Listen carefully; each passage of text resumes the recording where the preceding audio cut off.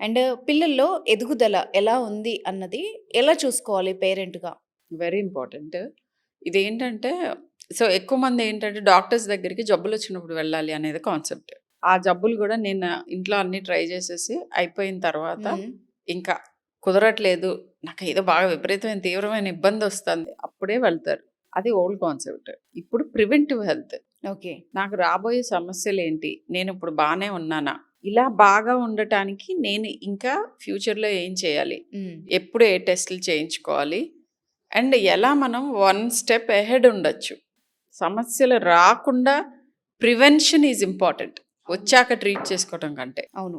So, దీనికి మీ పిల్లల్ని రెగ్యులర్‌గా పీడియాట్రిషియన్ దగ్గరికి తీసుకువెళ్ళి, వాళ్ళ గ్రోత్, డెవలప్‌మెంట్ ఈ 2 ఇంపార్టెంట్. హ్మ్. వాళ్ళు ఫిజికల్‌గా వెయిట్, హైట్ ఇవన్నీ సరిగ్గా గ్రో అవుతున్నారా? వాళ్ళు డెవలప్ అవుతున్నారు. మైల్‌స్టోన్స్ అంటే ఏ ఏజ్‌కి చేయాల్సింది ఆ ఏజ్‌కి చేస్తున్నారా లేదా? అండ్ మీకేదో ఇబ్బందిగా ఉంది మీ చైల్డ్‌తో ఆర్ మీ చైల్డ్‌కి మీతో ఇబ్బంది. మోస్ట్ ఆఫ్ ద టైమ్స్ చిల్డ్రన్‌కే ఇబ్బంది పేరెంట్స్‌తో. హ్మ్.